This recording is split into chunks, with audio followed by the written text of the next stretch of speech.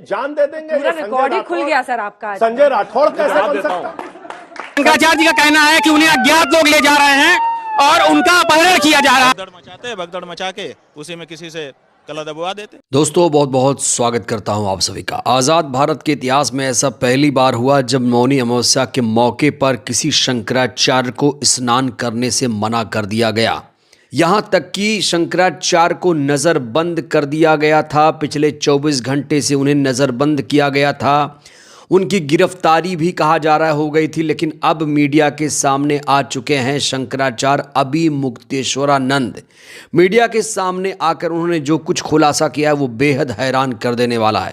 उन्होंने सीधे double engine सरकार को कटघरे में किस तरीके से खड़ा किया है। तो आज आपको अभिमुक्तेश्वरानंद का वो वीडियो जरूर देखना चाहिए। साथ ही साथ आपको मैं आज सुधांशु त्रिवेदी का एक वीडियो दिखाने जा रहा हूं, जिसमें संजय सिंह ने धांसू तरीके से सुधांशु त्रिवेदी की धुलाई की और जैसे ही ऑन कैमरा धुलाई की अपना सिर खुजलाने लगे बीजेपी के धांसू सुधांशु त्रिवेदी। लेकिन दोस्तों मैं इस वीडियो की शुरुआत इस अल हबीबी पोज से करना चाहता हूं। ये तस्वीर आप देखिए, यहां आप देख सकते हैं दुबई के शेख से किस तरीके से गले लग रहे हैं, गले पड़ रहे हैं प्रधानमंत्री।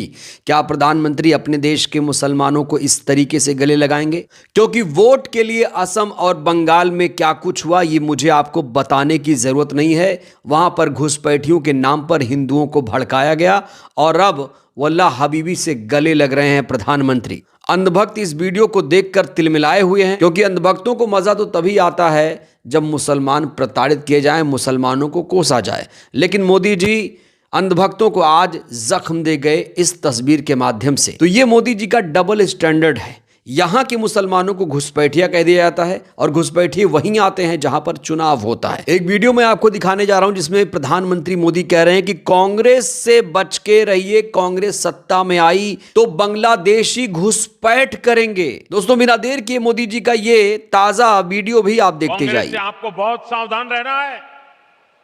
कांग्रेस की एक ही नीति है, घुसपैठियों को बचाओ, घुसपैठियों की मदद से सत्ता पाओ। पूरे देश में कांग्रेस और उसके साथी यही कर रहे हैं। बिहार में भी इन्होंने घुसपैठियों को बचाने के लिए यात्राएं निकाली, रैलियां निकाली, लेकिन बिहार की जनता ने कांग्रेस का सुपड़ा साफ कर दिया।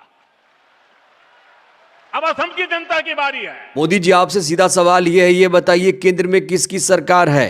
असम में सरकार बीजेपी की है, कांग्रेस की नहीं।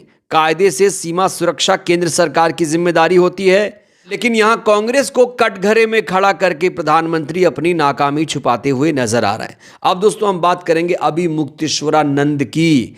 अभिमुक्तेश्वरानंद इस समय डबल इंजन सरकार पर बहुत ज्यादा भड़के हुए हैं। खबर है कि अभिमुक्तेश्वरानंद पिछले 22 घंटों से अनशन पर बैठे हुए थे, क्योंकि उन्हें मौनी अमावस्या के मौके पर स्नान करने से रोका गया था। उनका कहना है कि उन्हें जबरदस्ती ले जाया जा रहा है। शंकराचार्य जी का कहना है कि उन्हें अज्ञात लोग ले जा रहे हैं और उनका अपहरण किया जा रहा है। उन्होंने ये आरोप लगाया है। प्रशासन पर भड़के हुए शंकराचार्य ने साफ तौर से कह दिया है कि जब तक प्रशासन सरकार माफी नहीं मांगता आश्रम नहीं जाऊंगा। तो असली कारण वही बता सकते हैं, तय है। लेकिन जो अनुमान होता है कि बिना किसी कारण से अगर हमारे लोगों को मारा जा रहा है, पीटा जा रहा है, घसीटा जा रहा है, हमको प्रताड़ित किया जा रहा है, हमारे लोगों से हमको अकेला करके पुलिस वाले हमको लेके कहीं भी चले जा रहे हैं, पूरे मेला में कहीं भी ले जाके खड़ा कर दे रहे हैं, ये सब जो वो कर रहे थे, इससे हमको लग रहा था कि ये चाहते हैं कि हमारा अपमान हो और अपमान के साथ साथ हमको क्षति पहुंच जाए, शारीरिक क्षति, ताकि हमारी आवाज बंद हो जाए। भगदड़ मचा के उसी में किसी से गला दबवा देते। हत्या की साजिश, बिल्कुल ऐसा ही लगता है जो कुछ आज हमने देखा है। अगर आपके ईमानदार वीडियो वाले होंगे, पुलिस वाले नहीं जो खाकी वर्दी पहन के टोपी लगाए रहते हैं ना, पुलिस वाले माने हवलदार से नीचे रैंक के जो भी होते हैं, वो नहीं, जो बड़े बड़े अधिकारी थे वो हमारे ब्रह्मचारियों को, सन्यासियों को मार रहे थे। खुद हमने अपनी आंख से देखा है। जबकि वो जो अधिकारी हैं उनके पास सेना होती है, अगर वो मरवाना भी हो तो कहते मारो।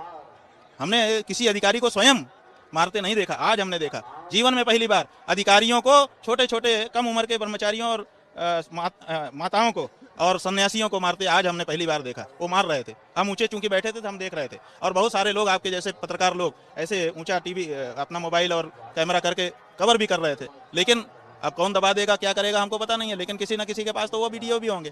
तो कोई अधिकारी बिना किसी कारण ये क्यों मारने लगेगा। अच्छा, इसी में एक वाकया ये भी हुआ कि जब हमको उन्होंने रोका तो कुछ देर रुकने के बाद हमने कहा भाई नहीं स्नान कर देते तो वापस चलो, तो हम वापस होने लगे। तो हमारे जो लड़के हैं उन्होंने हमारा रथ घुमा दिया और कहा कि वापस चलो, तो हम वापस होने लगे। जब 5-10 कदम गए तो हमने ऐसे देखा, हल्ला सा हुआ, तो हमने देखा तो पुलिस वाले दौड़ के आए और हमारे लोगों को मारने लगे। जब हम वापस हो रहे हैं तब क्यों वो दौड़ करके आ रहे हैं, मार रहे हैं? इसका मतलब कि उनके मन में ही था कि आज मारना ही है, लौट के चले ना जाएं, छूट ना जाए मारना, यही तो उद्देश्य होगा। आप जो आपका टावर है उसका वीडियो निकाल के देखिए। जब हम लौट पड़े हैं, लौट पड़ने के बाद पीछे से आक्रमण हुआ है, ये क्यों हुआ आप बताइए। तो ऐसा पहली बार हुआ जब शंकराचार्य को रोका गया। शंकराचार्य को इससे पहले ना तो अंग्रेजों ने रोका था, ना मुगलों ने रोका, लेकिन योगी सरकार ने रोक दिया।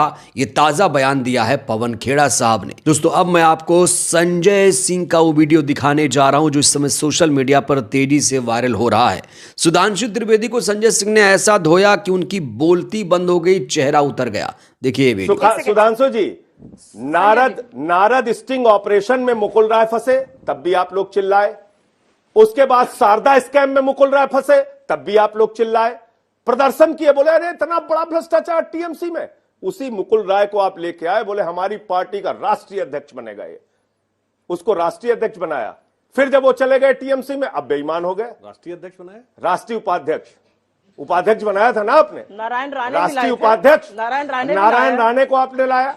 नारायण राणे पे जांच चल रही थी जमीन घोटाले की, और उसके बाद आप उनको मंत्री बनाए हुए केंद्र में। आपके पास जो आ जाता है वो राजा हरिश्चंद्र हो जाता है, राजा हरिश्चंद्र हो जाता है।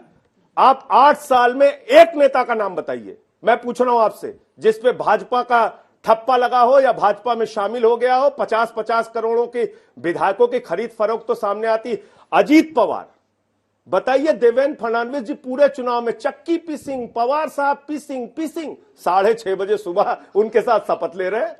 बताइए आप, छुप के 6:30 बजे शपथ ले रहे हैं आप। संजय राठौड़ उसके लिए कह रहे थे हम तो आमरण अनशन कर देंगे, अपनी जान दे देंगे। पूरा रिकॉर्ड ही खुल गया सर आपका। संजय राठौड़ कैसे बन सकता है?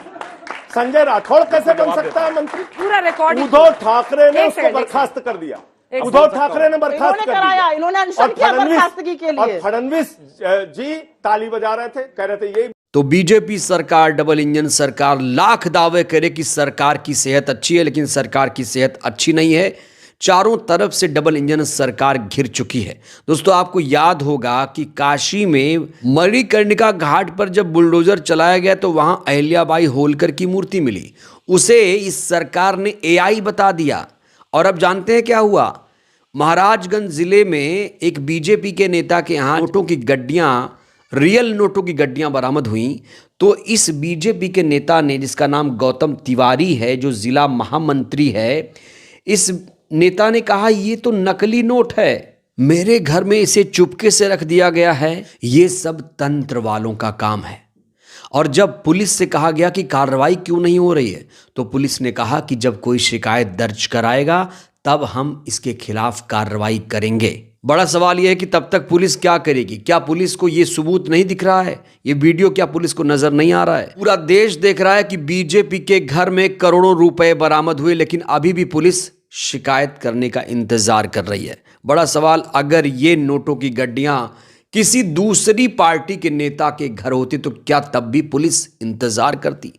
तो यहां पर दोस्तों आजकल गजब ही खेल चल रहा है। मणिकर्णिका घाट पर बुलडोजर चलाया, तस्वीरें आई, उसे एआई बताया, और अब ये नोटों की गड्डियां बरामद हुई तो इसे नकली नोट बता रहे हैं भारतीय जनता पार्टी के नेता। गजब की ट्रेनिंग कर रखी है इन लोगों ने। लेकिन जनता अब सब धीरे धीरे समझ रही है। जनता को जिस तरीके से बेवकूफ बनाया गया है, जनता अब ऐसे नेताओं को माफ करने वाली नहीं है। बहरहाल दोस्तों, इस वीडियो में इतना ही। जिस तरीके से संजय सिंह ने सुधांशु त्रिवेदी को धोया है, ये वीडियो आपको कैसा लगा? और शंकराचार्य अभी मुक्तेश्वरानंद के बयानों से आप लोग कितने सहमत हैं? क्या कभी भारतीय इतिहास में ऐसा हुआ कि शंकराचार्य को इस तरीके से स्नान करने से रोका गया हो? राय दीजिएगा। बहुत बहुत धन्यवाद।